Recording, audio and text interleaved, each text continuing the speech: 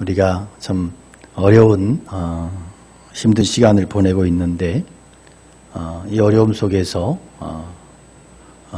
그럼에도 최선을 다해서 믿음을 지켜내며 그리고 주님의 선한 능력 안에서 우리 함께 승리할 수 있기를 축복합니다. 어떤 종교의식이든 이렇게 향을 피우는 것은 일반화되어 있는 것 같습니다. 특히 동양권에서는 제사나 예배에 향을 피웁니다. 불교나 우리 민족의 조상 숭배 같은 경우에는 반드시 분향을 합니다. 그러나 기독교만은 예배 때 분향하지 않습니다. 그래서 기독교 장례식은 초도 켜지 않고 또 향도 피우지 않습니다. 그래서 우리가 구약 성경을 읽으면서 거부감을 느끼는 것 중에 하나가 구약 종교에서 나타나는 분향입니다. 짐승 잡아 죽이는 제사제도와 하나님께 분향하는 모습 보면서 구약의 종교가 참 어떤 원시적이다 이렇게 생각할지 모르겠어요. 그러나 우리는 이 구약의 종교가 우리로부터 무려 4,000년 전의 일이고 그때 하나님께서 이스라엘 민족을 깨닫게 하신 정도가 우리와 많이 다르다 하는 것을 기억할 필요가 있어요. 그때의 신앙은 머리로 믿는 게 아니라 손으로 행하고 눈으로 보고 냄새 맡는 종교였습니다. 예수님이 오심으로 하나님께서 우리에게 진리를 계시하는 방법이 근본적으로 바뀌었습니다. 손으로 행하고 눈으로 보고 냄새 맡는 방법에서 말씀을 듣고 깨닫는 방법으로 크게 바뀐 겁니다. 그렇다고 해서 구약의 순수한 가르침의 의미까지 없어진 것은 아닙니다. 자, 오늘 말씀은 하나님께서 이스라엘 자손들에게 하나님께 분향하는 향 만드는 방법을 제시하신 겁니다. 이스라엘 백성들은 하나님 앞에서 분향을 했어요. 그러나 이 분향은 이방 종교가 하는 분향과 그 의미가 근본적으로 달랐습니다. 일반 종교가 분향하는 것은 죽은 자에 대한 경의나 어떤 죽은 자와의 교감을 위해서 이렇게 분향을 했습니다. 사실 사람이 죽으면 시체 냄새가 굉장히 지독하죠. 그래서 그것 때문에 향을 피운 것 같아요. 그러나 이게 점점 이제 어떤 제도로 이렇게 발전하면서 냄새를 통해서 죽은 자에 대한 경의의 표시나 죽은 자와의 의사소통의 방법으로 그렇게 변했다고 그렇게 짐작이 됩니다. 그러나 이스라엘 백성들이 피운 향은 전혀 그런 의미가 아니죠. 하나님 이스라엘 백성들에게 하실 말씀이 있으면 선지자들을 통해서 구체적으로 말씀하셨습니다. 또 그들이 하는 기도 다 듣고 계셨습니다. 그럼에도 불구하고 그들이 하나님 앞에서 예배할 때 왜 향을 피우게 하셨을까? 이방 종교와 헷갈리게 이게 비슷한 것처럼 왜 이렇게 하셨느냐? 네, 이 구약 성경에서 이 분향은 전혀 그런 의미가 아니고요. 하나님께서 하나님의 백성들의 기도를 기쁘게 받으신다고 하는 약속의 의미가 있습니다. 이 향은 하나님께 대한 경의라든지 의사소통을 위해서 피우는 그런 이방 예배나 제사의 의미가 전혀 아니다. 전혀. 하나님은 이런 냄새 맡아야 기분 좋아지거나 교감 나누시는 그런 냄새 맡아야 이방 종교에서처럼 흥분하는 그런 어떤 우상 같은 그런 분이 전혀 아니세요. 하나님께서 이 향을 피우게 하신 것은 이스라엘 백성들의 예배나 기도가 하나님께 기쁨이 되고 그리고 하나님께서 그것을 역겨워하지 않으시고 잘 받으신다고 하는 표시로 허락하신 거예요.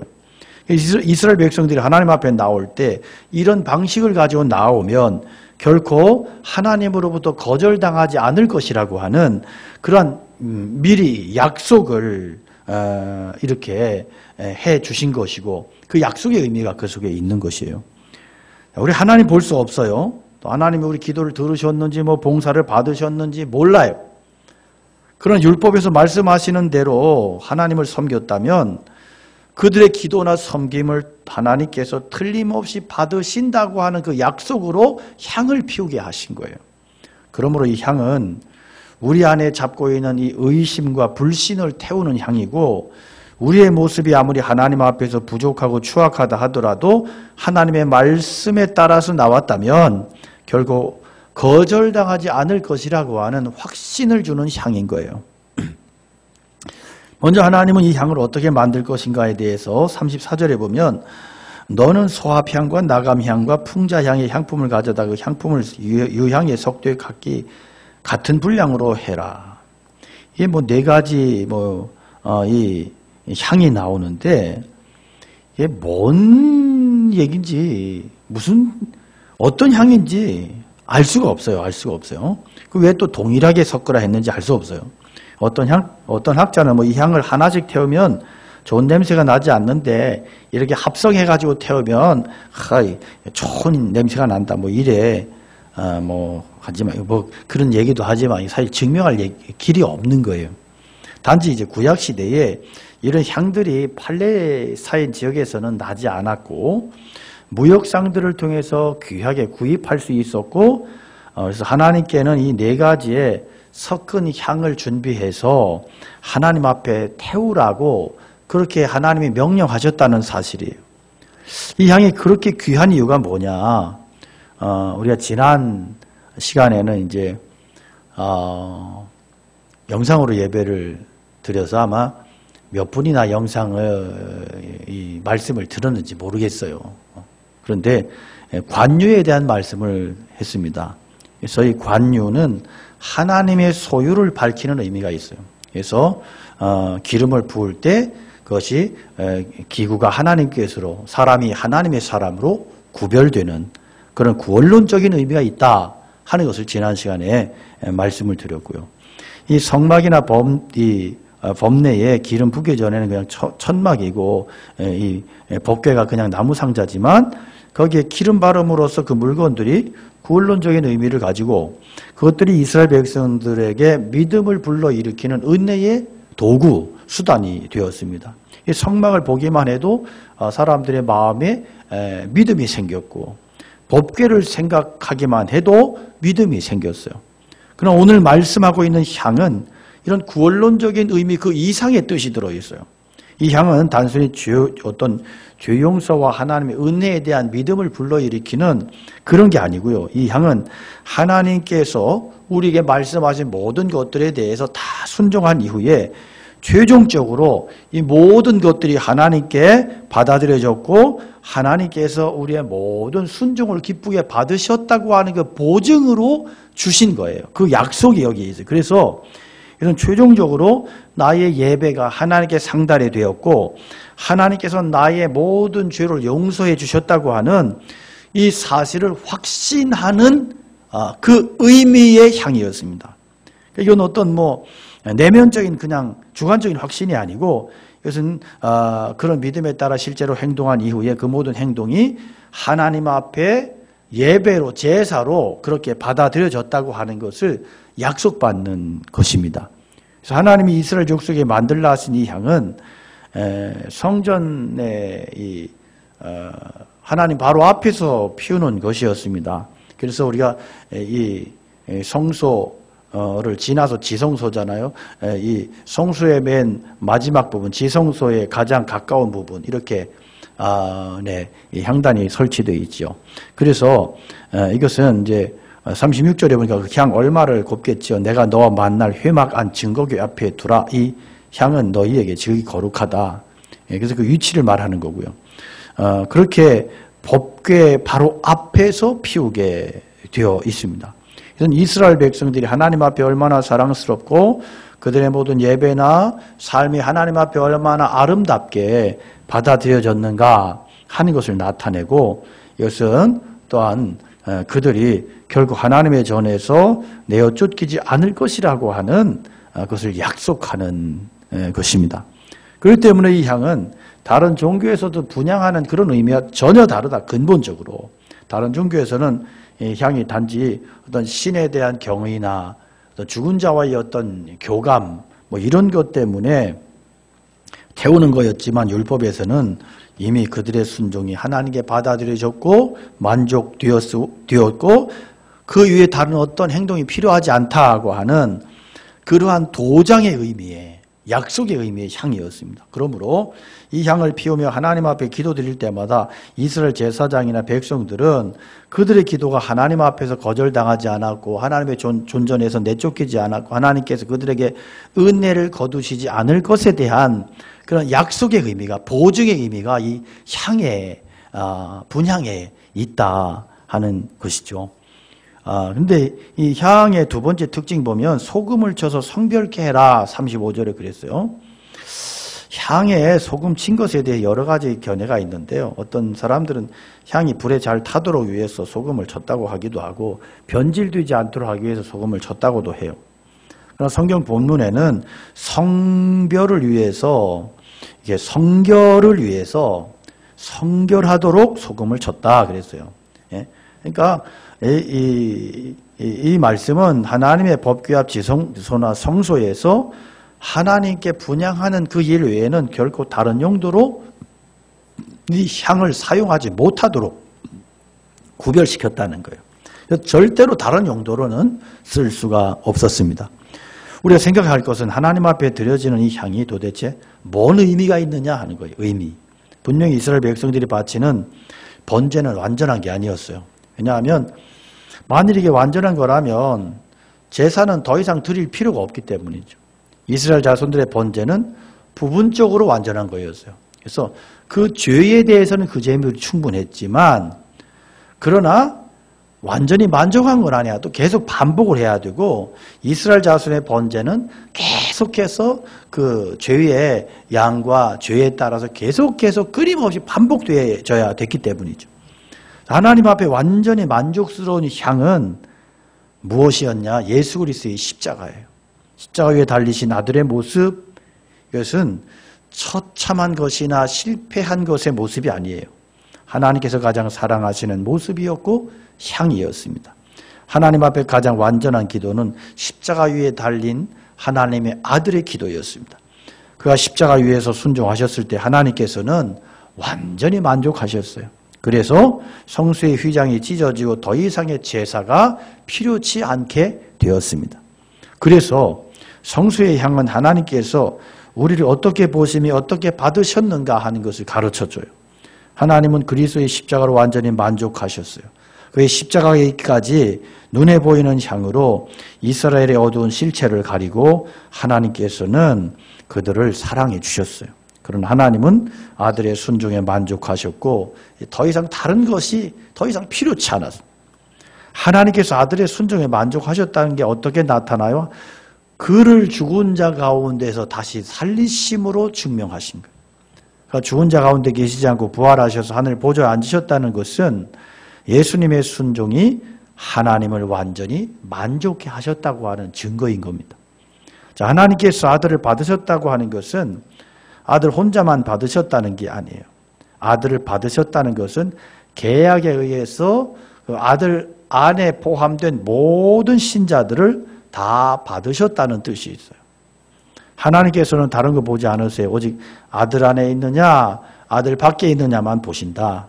아들 안에 있다고 하는 것은 아들을 믿는다는 뜻이고 아들을 믿는 자는 무조건 받으셔서 그 아들을 믿는 자들에게 하나님께서 성령을 부어주십니다. 그래서 성령님께서 그 아들을 믿는 자에게 역사하셔서 완전히 새로운 피조물로 만드세요.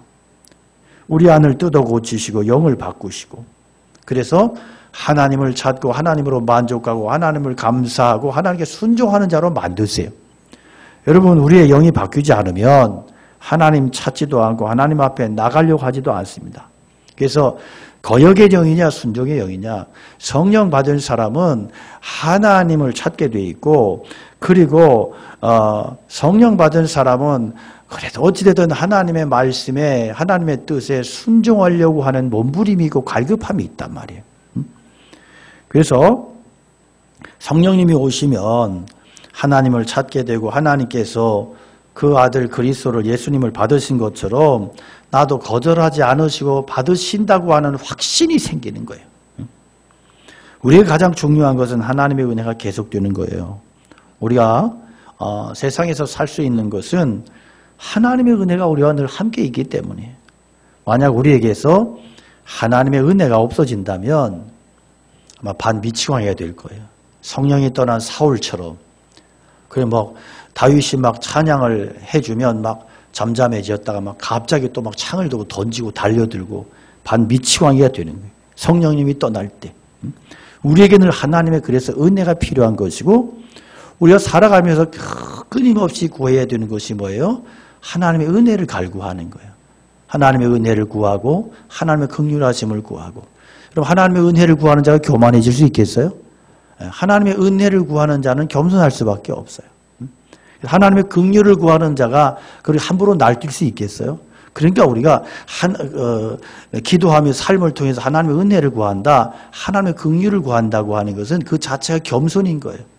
그렇기 때문에 우리가 계속해서 끊임없이 하나님의 은혜를 구하는 그런 체질, 그런 훈련, 그런 하나님의 종들로 세워질 수 있기를 축복합니다.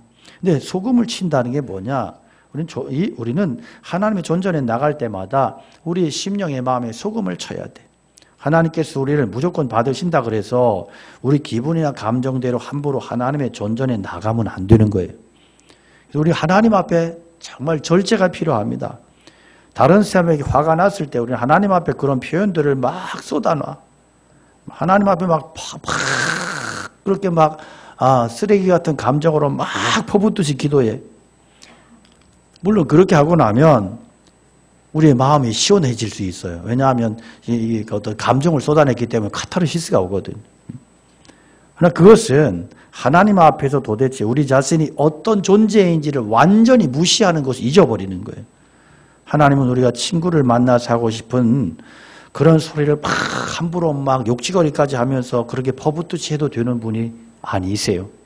마치 우리가 노래방에서 실컷 소리 지르고 발광하고 나면 속이 후련해지는 그런 느낌이 있을 거예요. 하나님 앞에서도 이렇게 해도 된다고 생각한다면 그는 이 향을 심각하게 오해하고 있는 거예요. 이렇게 통제되지 않는 기도나 헌신은 하나님의 거룩하심을 손상시킵니다.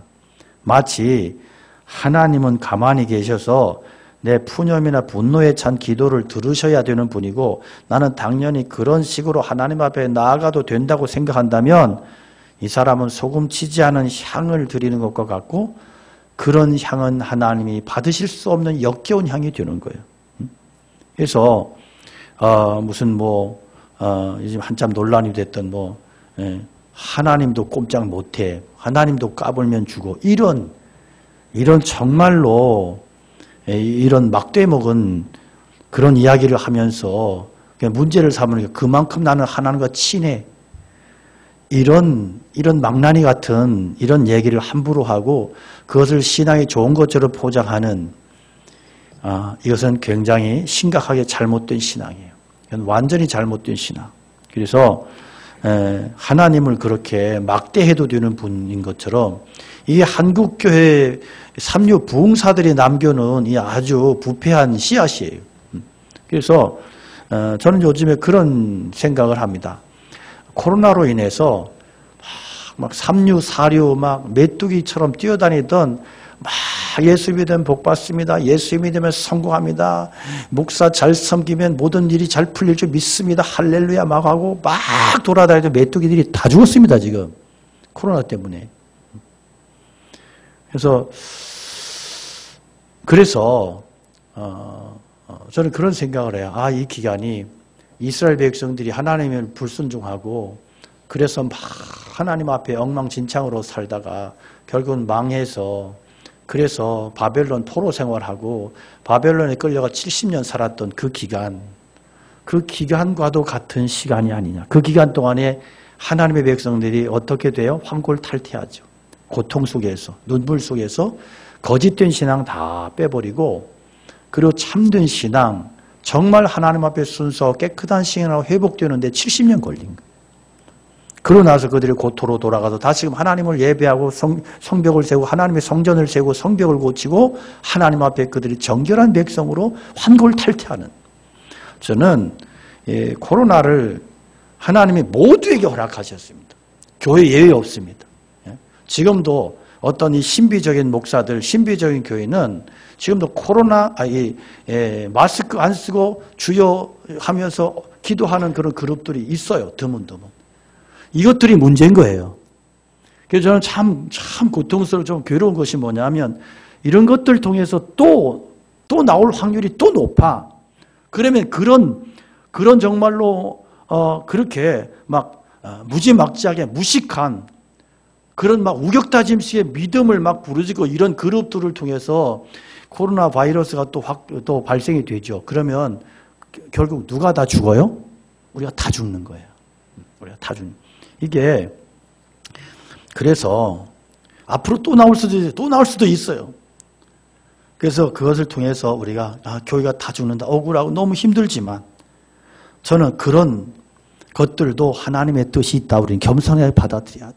그래서 한국교회가 정말 이번 기회에 정말 환골탈태하고 정결해지고 그 정말 거짓된 샤머니즘에 막 기복신앙에 막 온갖 짬뽕이 돼가지고 막 거기에다가 또 뭐 어떤 이런 어떤 그 이데올로기 프레임에 빠져가지고 막 극좌 극우 해가지고 막 이렇게 난동 부리고 교회가 막 그것만이 신앙인 것처럼 이런 것들이 다 정리돼야 돼.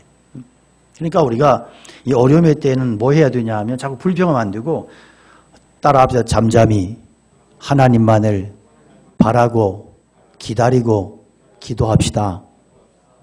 할렐루야. 예. 그래서 이 기간 동안은 우리가 정말 겸손해져야 돼. 하나님을 바라봐야 돼. 막 내가 옳은 줄로 알고 막 그러고 막 코로나 바이러스는 떠나갈지어다. 예수 이름으로 불에 타 죽을지어다. 이러고 막 난리를 치면 안 돼. 하나님이 다 허락했잖아. 모두에 허락했잖아. 누구도 예외가 없잖아. 그러면 이건 하나님의 뜻인 거예요.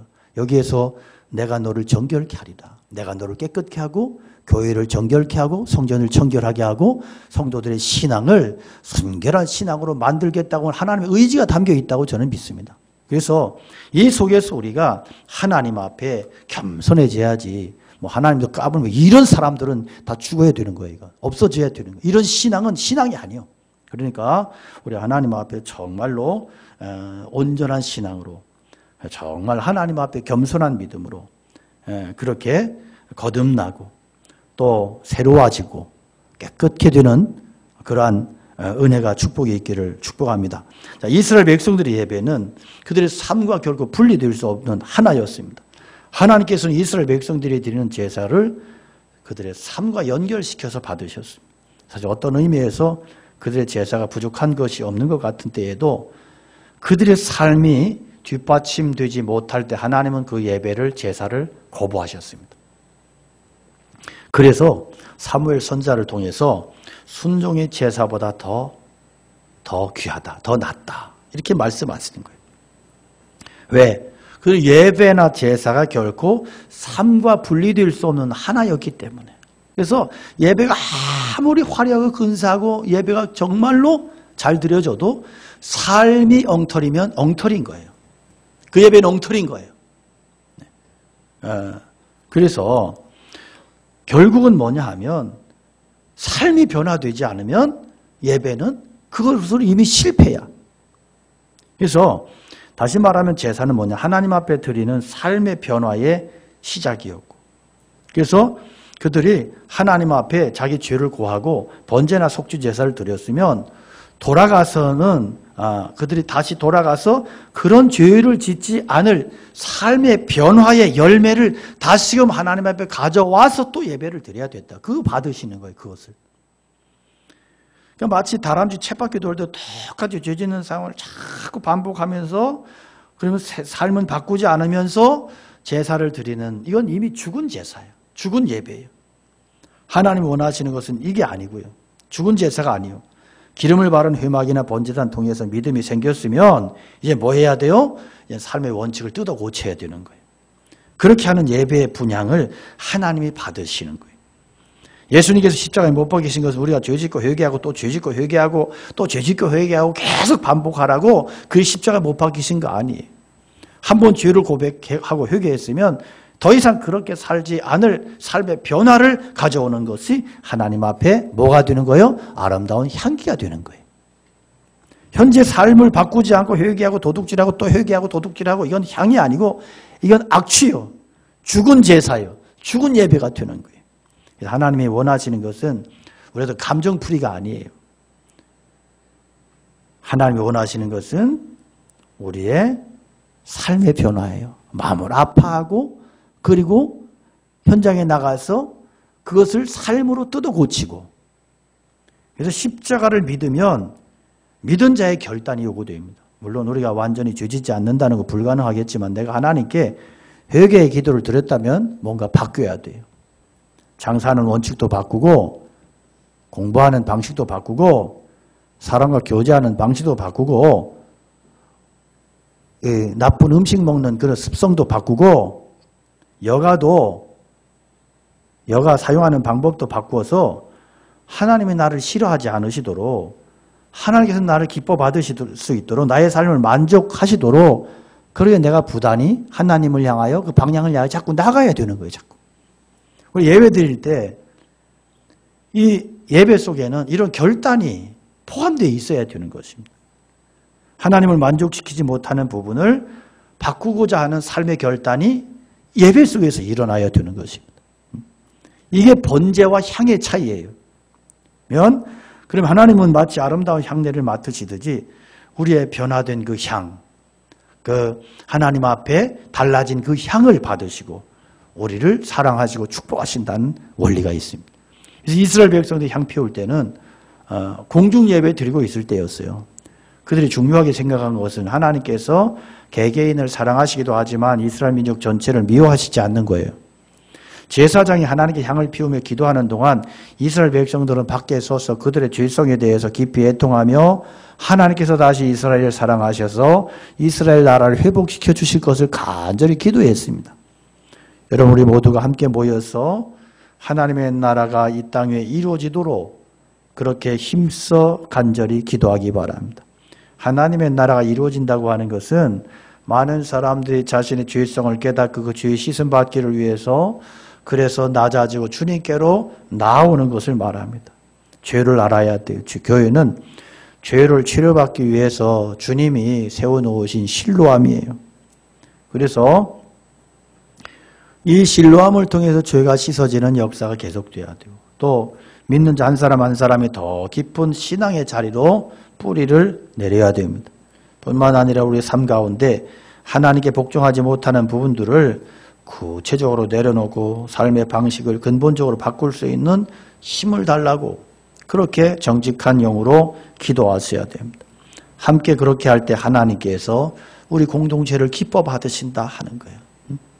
그래서 우리 안에 정말로 아름다운 주님 앞에 향이 드려지는 예배가 회복될 수 있기를 축복합니다.